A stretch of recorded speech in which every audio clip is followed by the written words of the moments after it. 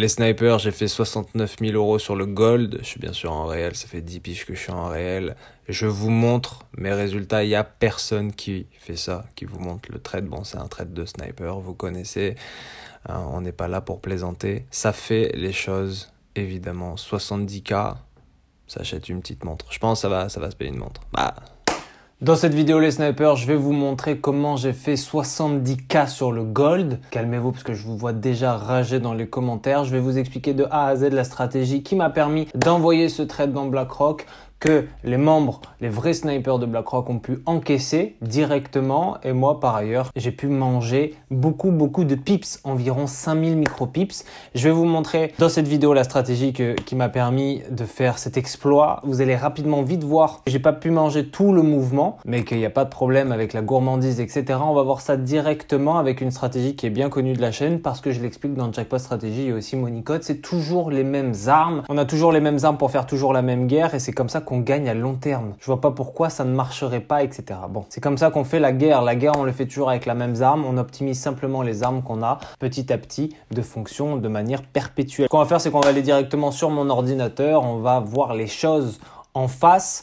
Calmez-vous les PNJ, vous allez voir que cette stratégie, j'en ai beaucoup parlé sur la chaîne, elle a beaucoup été critiquée auparavant par les PNJ, mais on sait que les PNJ ne font pas d'argent, encore moins sur le gold. On m'appelle le gold et vous allez comprendre pourquoi, parce que le gold c'est la paire la plus dure à trader parce qu'elle est très volatile. Donc directement on se retrouve sur mon ordi, ça c'est les coordonnées, ça c'est mon entrée et ça c'est mon TP, c'est ma sortie. Et tout simplement ensemble on va les tracer.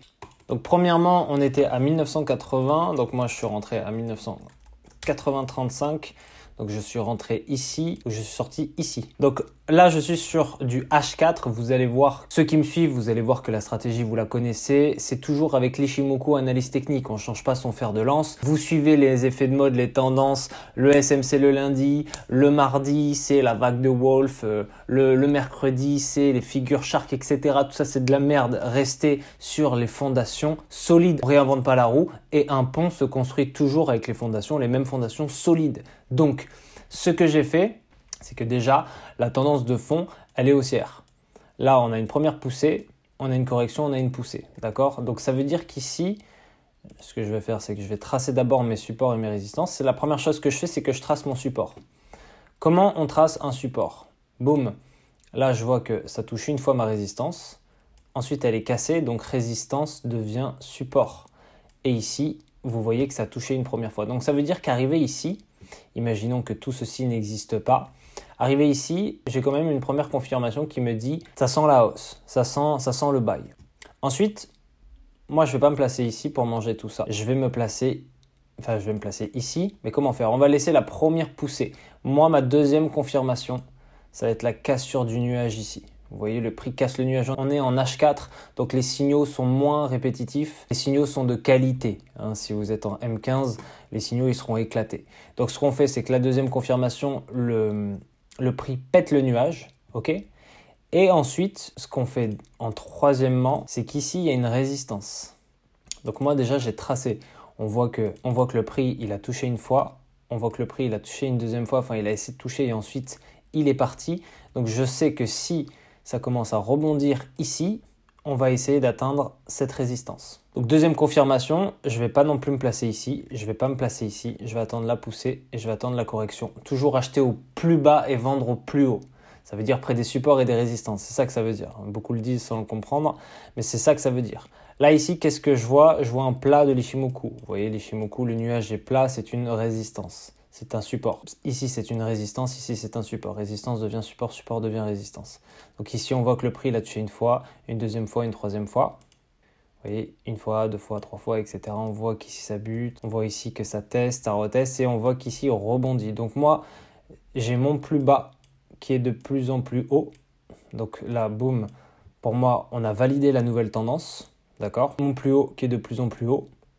Donc, on a revalidé encore la deuxième tendance. On a revalidé la tendance haussière. Donc, c'est la troisième confirmation. Je vais me placer ici. La prochaine étape, c'est de viser la résistance. Donc, mon premier TP, je vais le mettre ici. Right? Ça me fait déjà 2600 micro-pips. Ce qui est pas mal, hein. Mais le gold, il paye bien généralement. On voit que le prix il bute une première fois sur ma résistance. Retracement. Si mon plus bas, il est de plus en plus haut ici, c'est ok. Mais si il avait fait comme ça, boum, il avait testé et mon prochain plus bas, il serait de plus en plus bas, moi, je serais sorti du trade en positif. Je serais sorti du trade parce que ça sent, la théorie de dos dit que ça sent la tendance baissière. Or, ce n'est pas le cas. Qu'est-ce qu'il a fait? Il allait directement retester ma résistance qu'il a pété directement. Donc là, on pouvait manger le reste. C'est aussi simple que ça, les snipers. On part d'ici. Le TP, il est ici. Donc, on a fait 5000 micropips. Beaucoup diraient, ouais, mais putain, t'as loupé. T'as loupé les 16 000, etc. Parce qu'effectivement, vous voyez que le prix, il est monté plus haut. Je ne l'ai pas mis sur ce trade, mais dans BR, on a mangé toute la continuité du gold jour après jour. Là, c'est sur un trade, ça paye bien et on va pas se plaindre. Mais d'être sorti déjà de ce trade-là, ça évite la gourmandise. Ça évite tout ce qui vous fait perdre en réalité. La gourmandise, le déni, etc. Parce que si vous êtes accroché à un trade, le trade, il se retourne. C'est le déni. Alors, j'aime bien ceux qui me disent, ouais, moi, la psychologie, ça pas la peine, je suis 95% technique. T'es surtout 95% bouffon parce que 95% de technique, ça veut rien dire. Ça veut dire quoi? 2,5 de money management et 2,5 de psychologie. La psychologie, c'est 90%. Ceux qui disent l'inverse ne sont pas des traders. C'est des bouffons. Mec, ils s'habillent chez DDP. Ok? C'est de la merde. La psychologie ici, elle est très importante parce que si vous remarquez bien, on n'a fait qu'attendre. Première chose, on attend. On trace le support, on trace les résistances. Première étape, on attend. Deuxième étape, on attend encore la cassure du nuage. Ça, c'est de la psychologie, de maintenir son plan. La guerre, on l'a fait, mais la guerre, vous pouvez pas aller avec un flingue et courir vers les tranchées, vers l'ennemi. Vous allez vous faire fumer par le premier sniper venu. Ce que vous faites, c'est que vous avancez petit à petit. Quand on prend une prise de position dans un schéma de guerre ou dans une zone de guerre, c'est petit à petit. On prend zone par zone, c'est des stratégies mentale. C'est pour ça qu'un soldat doit écouter et doit être très bien discipliné. Donc deuxièmement, on attend la cassure. Troisièmement, on attend la correction. Et enfin, on peut se placer. Ça veut dire que notre plan de trading, il est en 3 étapes. Être sûr de la tendance. Ce trade, il a été réalisé et réalisable parce qu'on a suivi la tendance. On est sur des semi-key level parce qu'on est sur du H4, mais on est sûr de la tendance. Ceux qui disent ouais, 95% technique, etc. T'es 95% perdant parce que t'as zéro psychologie. La psychologie, ça suit son plan de trading, ça respecte son journal de trading, ça suit la tendance. Pourquoi? Parce que bon, les contre-tendances, c'est éclaté.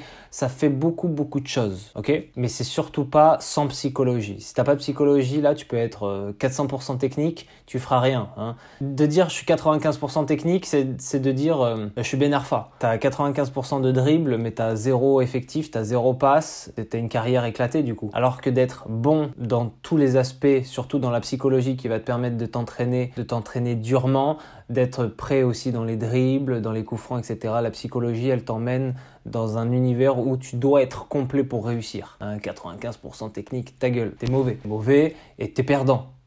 Ceci justifie cela. Pourquoi la psychologie c'est le plus important? Parce que c'est le plus dur. Psychologie, c'est se remettre en question chaque jour. C'est long, c'est fastidieux, c'est chiant. Se regarder dans le miroir, faire des introspections, se dire là j'ai foiré, qu'est-ce que je peux améliorer? Là j'ai gagné, qu'est-ce que je peux améliorer? C'est ça. Et ça on l'acquiert avec la discipline. La discipline c'est quoi? La psychologie, sniper. Donc voilà, c'est aussi simple que ça en réalité. Première étape, deuxième étape, troisième étape. Et ensuite, on se fait plaisir, on se place ici et on mange toute la poussée haussière. Le trade, il a rien de fou. On sait qu'on est dans une tendance haussière. On n'a pas de drawdown. Je vais peut-être supprimer. Donc, c'était ici et ici. On est dans une tendance haussière. Hein. L'Ichimoku, vous voyez qu'ici, il change de couleur. Ici, il rebondit sur le plat de l'Ichimoku. Et ensuite, il part à la hausse. Donc, on a mangé tout ceci. Il n'y a rien de fou. On s'est bloqué sur une résistance ici. Et voilà, hein, ça fait après, si je trace une trendline, ça fait un biseau, etc. Ça fait un drapeau, ça fait un flag. Et boum! On met des TP surtout pour éviter la gourmandise parce qu'il y en a qui se seraient flippés, etc. Et surtout, si on a raté ça, ce qui n'est pas notre cas, mais en l'occurrence, on peut se dire, mais est-ce qu'on l'a raté ou pas? Si on a raté ça, c'est pas grave. Pas grave. Les si, ah mais j'aurais pu, les j'aurais dû, les j'avais su, tu peux conjuguer tous les putains de verbes avec tous les putains de temps. Le déni et la gourmandise, c'est ce qu'il faut éviter. L'esprit de revanche, la gourmandise, t'évites. C'est pas si j'avais su, c'est tu l'as pris? Oui. Tu l'as pas pris? Non. Voilà, c'est tout. Il n'y a pas de non, mais putain, j'aurais dû prendre. Au lieu de faire 16 000 micropips, j'en ai fait que 5, etc. Moi, je pense pas comme ça. Le marché, il a toujours raison. Ça se trouve, t'aurais pris tout ceci, ça aurait fait tout cela d'un coup, et tu te serais fait fumer et après tu aurais pleuré, etc. Donc non, avec des scies, on replanterait les arbres qu'on a coupés. Donc non. On l'a pas pris, oui, on l'a pris, non, peu importe. On prend ce qu'on a à prendre, on sort du marché. Un soldat, il se dit pas qu'il va assiéger une ville en un soir. Il fait département par département, quartier par quartier. Quand dans American Sniper, il veut prendre la ville d'assaut, etc., eh bien, ils font quartier par quartier. Ils respectent les zones sensibles, etc., et ils avancent petit à petit, brique par brique. C'est ça la mentalité d'un vrai sniper. Là, si toi, tu te dis, ah non, j'aurais pu tout prendre, etc., t'as la mentalité d'un kamikaze. C'est-à-dire que tu penses que tu es le héros et tu vas fleur au fusil dans la ville, tu vas te faire shooter au premier sniper venu de l'équipe d'en face et c'est terminé. On avance petit à petit, brique par brique, on avance zone par zone. Si on le prend, c'est bien, si on le prend pas, tant pis, il y a des opportunités tous les jours. Ça fait longtemps que je suis dans le circuit et je peux te dire que des opportunités comme ça, il y en a eu, il y en aura. Donc, pas de gourmandise, c'est le plus important parce que beaucoup dans BR, on vise juste, mais il y a beaucoup qui me disent ouais, finalement le trade, etc., je l'ai pas validé, je l'ai pas confirmé, mes TP, je les ai déplacés, etc. Pourquoi? Parce que c'est de la putain de gourmandise. Parce que tu penses pouvoir faire plus. C'est le problème quand t'es pauvre. Quand t'es riche, tu penses pas ne pouvoir faire plus. Tu penses pouvoir faire et partir. Et en fait, un empire, il se bâtit pas en 2 semaines, il se bâtit brique par brique. La différence, c'est quand t'es pauvre, tu veux t'exciter à faire de l'argent. Quand t'es riche et t'as déjà de l'argent, tu sais que tu dois le faire brique par brique sur une durée, sur un temps donné.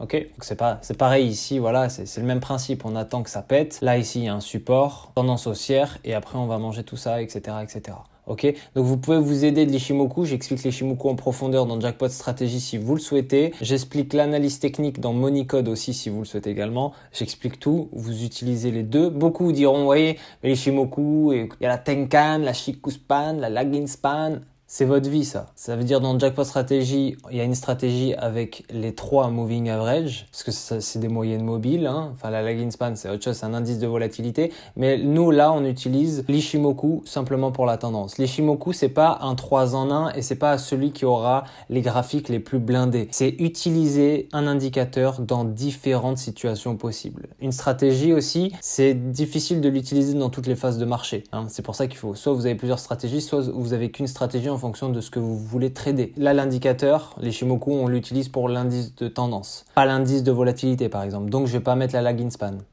Tu captes? C'est pareil pour une stratégie. Nous, on trade la tendance. Donc, notre stratégie, elle adapte à la tendance. Pas aux zones de consolidation que peut-être des scalpers broc ont envie de trader. Je vois que vous le comprenez pas quand je vous lis. Je pense que vous ne compreniez pas un mot de ce que vous vous dites. Mais sachez, quand on est broc, on écoute les gens qui font de l'argent. Si vous cherchez mon track record, parce que beaucoup me le demandent depuis 2 ans, il est dans BR, il est dans BlackRock. Il y a mon track record, il y a mes quelques résultats. Il y a aussi surtout les résultats des autres. Comme ça, au moins, vous êtes fixé. Et me parlez pas de MyFXbook, etc. Personne n'a plus ça depuis 2002, il faut arrêter de casser la tête à tout le monde. Un track record, ça se truc. Moi, comme ça, je truc rien. Je mets les résultats des autres snipers. Comme ça, tu sais que si on a fait de l'argent, si on n'a pas fait de l'argent, etc. Généralement, on a 95% de réussite dans BR. On est les meilleurs du game, de loin. Pourquoi? Parce qu'on est des vraies équipes de snipers. On n'a pas le SMC, etc. Le SMC, c'est sympa, mais bon...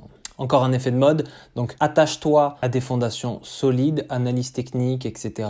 Arrête d'écouter les loups de Zanzibar, etc. Focus-toi sur l'essentiel. Ishimoku, analyse technique, c'est suffisant pour faire de l'argent en trading. Le trading, c'est simple, l'homme adore le complexifier. Vrai sniper sait où tirer, attendre, opérer, viser. Ça qui détermine un vrai sniper. Voilà pour cette vidéo les snipers, on arrive déjà à la fin de cette vidéo. Je sais, c'est du liquid gold qu'on vous donne. Ce trade, il a été pris sur BlackRock directement là où j'envoie mes signaux quotidiens. Donc je t'invite à venir si tu veux regarder les profits qu'on fait. Ce trade, il a été réalisé avec l'aimable participation de mon cerveau de génie, de mon QI à 3 chiffres. Je vous explique la stratégie, je vous invite à la revoir. Si vous ne la comprenez pas ou si vous ne voulez pas la comprendre, ce qui est autre chose, je vous invite à quitter cette vidéo directement. Seul vrai sniper comprendront cette stratégie qui est simple comme bonjour parce qu'on cède de la tendance comme un effet de levier. Comprenez ça les snipers, beaucoup parlent, beaucoup essayent de trader en M1 ou M5. Vous essayez de complexifier un domaine qui n'est pas complexe. complexe. La seule chose qui est complexe, c'est vos putains d'émotions que vous n'arrivez pas à contrôler. Ah, moi, je suis 95% technique. T'es surtout 95% broc parce que tu n'arrives pas à contrôler tes émotions. C'est le plus dur parce que les émotions, il va falloir regarder dans un miroir pour essayer de les maîtriser. Si ça t'intéresse la psychologie, je t'invite à regarder ma chaîne. Il y a beaucoup de vidéos. Je suis le seul qui en parle parce que je suis le seul à trader dans ce putain de game. Je t'invite à aller sur mon Telegram où tu verras beaucoup de valeurs qui vont pouvoir t'aider à compléter cette vidéo également. Je vous dis à très vite les snipers. Vrais snipers font vraies choses. Vrais snipers ne meurent jamais. Vrais snipers font les choses pendant que PNJ pleure. Ça, c'est une certitude. C'était le gold qui a parlé. Boum.